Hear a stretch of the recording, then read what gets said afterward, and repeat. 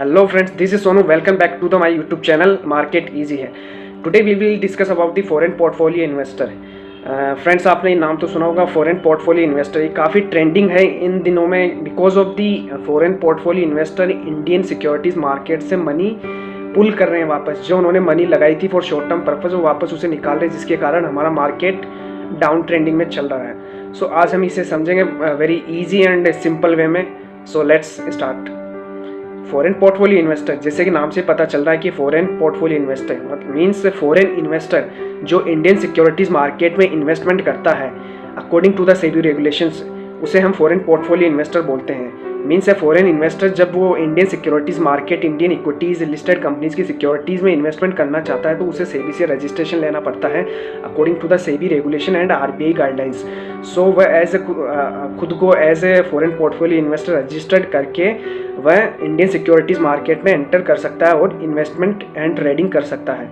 Okay and यहाँ पे गौर करने की बात ये है कि फॉरेन नेशनल या फॉरेन इन्वेस्टर ये उसी कंट्री के फॉरेन इन्वेस्टर होने चाहिए जिसके against FATF and international monetary fund and all international financial regulatory system मतलब कोई वार्निंग इशू नहीं की गई हो उनके उस कंट्री के अगेंस्ट, या कोई money laundering, terrorism, financing activities में इन्वॉल्व नहीं हो वो कंट्री. उस कंट्री के सिटीजन और उस कंट्रीज़ के इन्वेस्टर और business entities Indian securities market में एज ए FPI इन्वेस्टमेंट कर सकते हैं. जब वो इंडियन सिक्योरिटीज़ मार्केट में इन्वेस्टमेंट करने जाते हैं एज ए FPI तो उन्हें सबसे पहले सेबी से रजिस्ट्रेशन लेना पड़ता है एज ए FPI. और सेबी उनको 3 कैटेगरी ऑफर करता है, कैटेगरी 1, कैटेगरी 2, कैटेगरी 3. इन तीनों कैटेगरीज में से उन्हें एक कैटेगरी में रजिस्ट्रेशन लेना पड़ता है और उसी के अकॉर्डिंग उन्हें इन्वेस्टमेंट करना पड़ता है. ओके रजिस्ट्रेशन लेने के बाद में बात आती है कि वह कहाँ कहाँ इन्वेस्टमेंट कर सकते हैं और किन किन इंस्ट्रूमेंट में इन्वेस्टमेंट कर सकते हैं. तो foreign portfolio investor Indian equities में इन्वेस्टमेंट कर सकते हैं, डेट इंस्ट्रूमेंट्स में कर सकते हैं और डेरिवेटिव सेगमेंट में. आती है कि FDI and FPI these two terms are same और not. Actually this term always confuse to the peoples, but दोनों टर्म्स का डिफरेंट मीन है और डिफरेंट मैकेनिज्म है. FDI के केस में क्या होता है कि FDI को RBI रेगुलेट करता है, FPI को सेबी रेगुलेट करता है. FDI के केस में फॉरेन इन्वेस्टर अनलिस्टेड कंपनीज की सिक्योरिटीज़ में इन्वेस्टमेंट करते हैं, जबकि FPI के केस में ओनली इन लिस्टेड कंपनीज की सिक्योरिटीज़ में इन्वेस्टमेंट करते हैं. एंड FDI के केस में फॉरेन इन्वेस्टर एट 10% और more of the post issue paid up equity capital of the listed company का इन्वेस्टमेंट लगाते हैं उसके अंदर, जबकि FPI के केस में वह less than 10% of the post issue paid up equity capital of the listed company तक का इन्वेस्टमेंट लेकर आते हैं. मींस FPI के केस में less than 10% of the post equity capital तक ही इन्वेस्टमेंट लाया जाता है. इससे ज़्यादा लाने पर आप FDI की कैटेगरी में आ जाते हो according to the RBI guidelines and regulation. And यहाँ पे FPI का मेन मोटिव यही होता है कि वो शॉर्ट टर्म के लिए इन्वेस्टमेंट करे और उससे मतलब अच्छा खासा प्रॉफिट कमाए और निकल जाए उस मार्केट से. उनका यही मोटिव होता है, ना कि कोई इन्वेस्टमेंट लॉन्ग टर्म के लिए करना. ओके इसलिए आप रियलाइज़ कर सकते हो कि वर्ल्ड के सिक्योरिटीज़ मार्केट FPI की बाइंग सेलिंग से ज़्यादा फ्लक्चुएट होते हैं. ये इसी के कारण होता है फ्रेंड्स, जब उन्हें किसी मार्केट में पोटेंशियल ग्रोथ दिखती है या डेवलपिंग कंट्रीज़ का सिक्योरिटीज़ मार्केट अंडर परफॉर्मिंग कर रहा है तो उसमें एक साथ बाइंग करते हैं और अच्छा खासा मोटा रिटर्न अर्न करने के बाद में वहाँ से मनी पुल आउट कर लेते हैं, जिससे उस कंट्री का मार्केट, सिक्योरिटीज़ मार्केट फ्लक्चुएट करता है और क्रैश भी होता है और डाउन ट्रेंड में चला जाता है. अब एक क्वेश्चन ये भी अराइज होता है कि जब FDI अपनी होल्डिंग को 10% से लेस मतलब रिड्यूस कर लेते हैं किसी कंपनी की लिस्टेड सिक्योरिटीज़ में, तो क्या वह FPI कैटेगरी में आएंगे या FDI उन्हें रिकग्नाइज किया जाएगा. तो actually according to the RBI guidelines if FDI 10% और मोर इन्वेस्टमेंट करता है और वो अपनी होल्डिंग को लेस कर लेता है 10% से, तो भी वह FDI ही माने जाएंगे, ना कि FPI. अब बात करते हैं इनका FPI का मोटिव और पर्पस क्या होता है. Actually FPI foreign portfolio investor under performing market या डेवलपिंग कंट्रीज़ के सिक्योरिटीज़ मार्केट में शॉर्ट टर्म के लिए इन्वेस्टमेंट करके वहाँ से रिटर्न जनरेट करने का उनका सबसे बड़ा मोटिव होता है for short term purpose. And इनका मोटिव होता है कि स्पेकुलेटिव प्रॉफिट अर्न करके उस मार्केट से अपनी होल्डिंग सेल करके फटाफट निकल जाए. उनका मेन मोटिव यही होता है.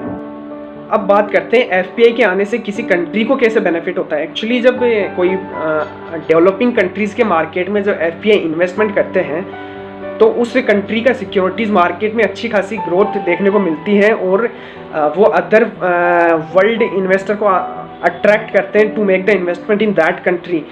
सो उस कंट्री में अच्छे अच्छे इन्वेस्टमेंट आते हैं और उस कंट्री का stock market, capital market boom करता है।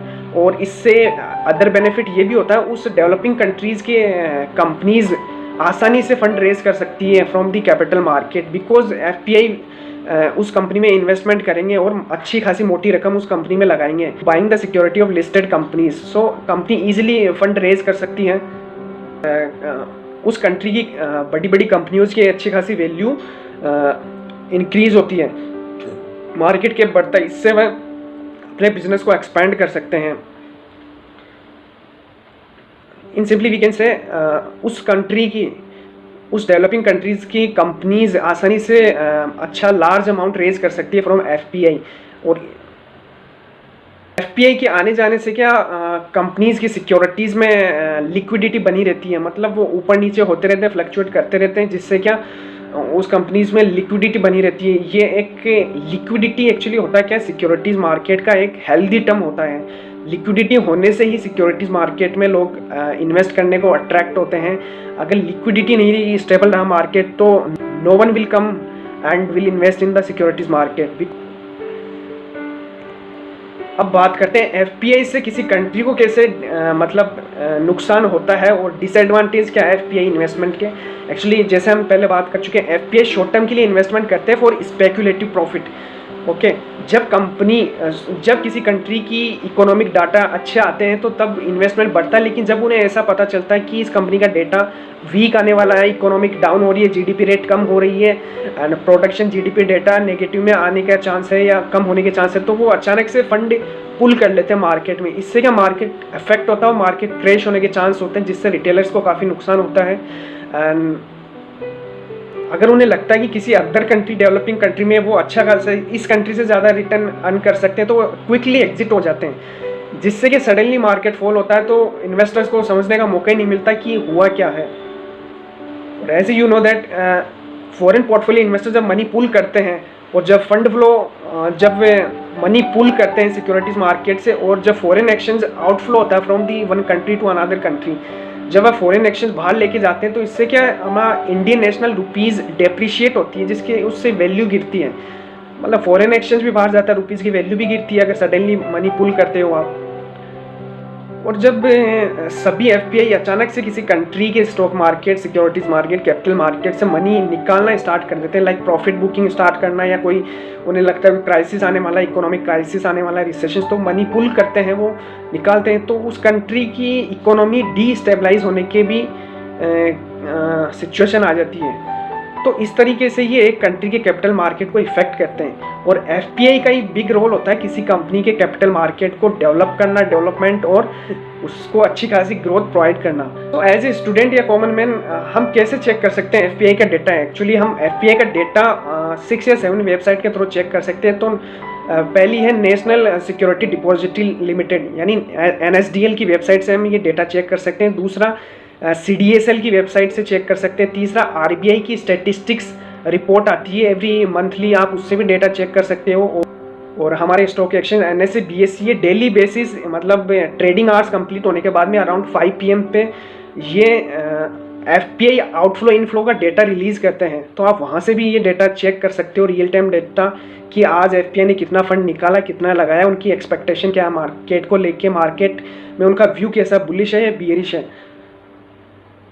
और हम सेबी की वेबसाइट से भी सेबी एफपीआई डेटा चेक कर सकते हैं। तो इस तरीके से हम इजीली ट्रैक कर सकते हैं कि हमारी कंट्री में एफपीआई फंड फ्लो इनफ्लो है या आउटफ्लो ज़्यादा हो रहा है। तो इस तरीके से हम एक ब्रॉडर व्यू बना सकते हैं कि मार्केट कहाँ जाएगा और मार्केट आने वाले दिनों में कैसा रिएक्ट करेगा। Ultimately in simple term we can say that foreign investor या जो किसी भी टाइप के हो सकते हैं, फॉरेन फंड हो सकता है, फॉरेन गवर्नमेंट फंड हो सकता है, फॉरेन म्यूचुअल फंड्स हो सकते हैं। ये जब इंडियन सिक्योरिटीज़ मार्केट में एंटर करती है या किसी अदर मार्केट में जाती है तो उस कंट्री के सिक्योरिटीज़ मार्केट रेगुलेटर से एज ए FPI रजिस्टर्ड करवाती है। उनको एज ए FPI रजिस्टर्ड करवाना तो होता है, तो वो एज ए FPI इन्वेस्टमेंट करती है, फॉरेन पोर्टफोलियो इन्वेस्टर। इसी को ही हम फॉरेन पोर्टफोलियो इन्वेस्टर बोलते हैं। जो फंड लेके आते हैं उसे फॉरेन पोर्टफोलियो इन्वेस्टमेंट बोला जाता है।